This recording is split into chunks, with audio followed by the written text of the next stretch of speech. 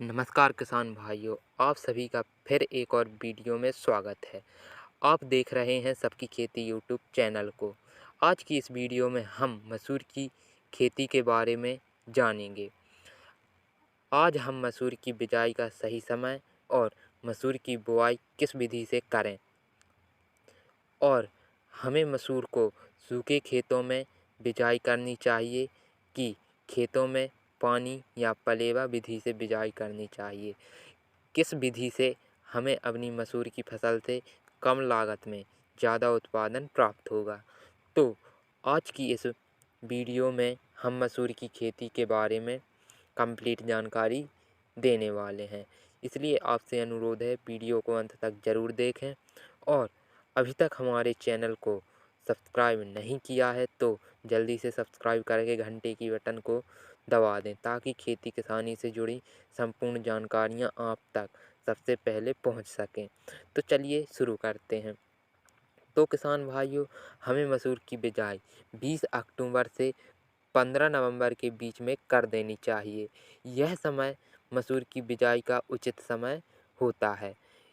इस समय बिजाई करने से हमारी फसल में फल आते समय पाला या तुषार नहीं लग पाता है, जिससे कि हमें अपनी मसूर की फसल से भरपूर उत्पादन प्राप्त होता है। तो किसान भाइयों, अब हम जान लेते हैं मसूर की बिजाई कैसे करें। यदि किसान भाइयों आप बरसात की फसल मक्का, सोयाबीन, बाजरा, तिल आदि फसलों को काटकर बिजाई कर रहे हैं तो आपको अपने खेतों में 1 से 2 बार कल्टीवेटर की सहायता से गहरी जुताई करा लेनी चाहिए और किसान भाइयों रोटावेटर की सहायता से खेतों की मिट्टी को समतल बना लेनी चाहिए।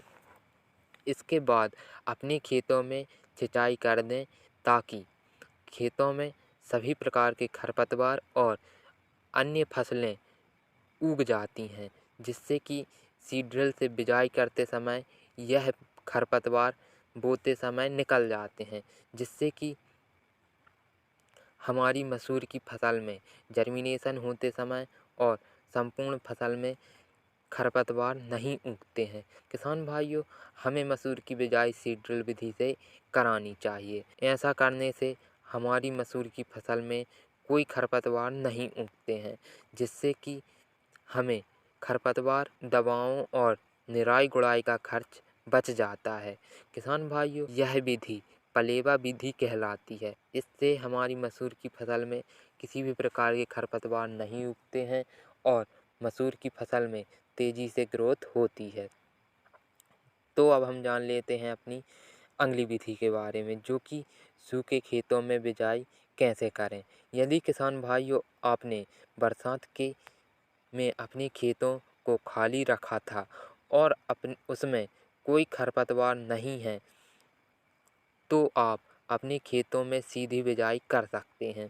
इसके बाद आप अपने खेतों में हल्की सिंचाई करा देनी चाहिए, जिससे कि हमारी मसूर के बीजों का 100% जर्मिनेशन होता है और किसान भाइयों छोटे मोटे खरपतवार भी साथ में उग जाते हैं, जो कि पहली खरपतवार नाशक दवाओं से यह कंट्रोल हो जाते हैं। तो किसान भाइयों, दोनों ही विधियाँ अच्छी होती हैं।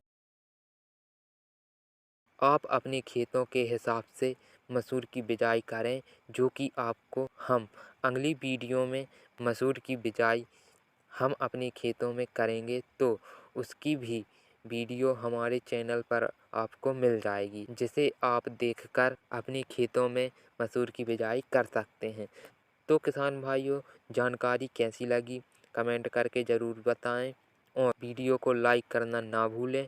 आप सभी को राम राम, जय जवान।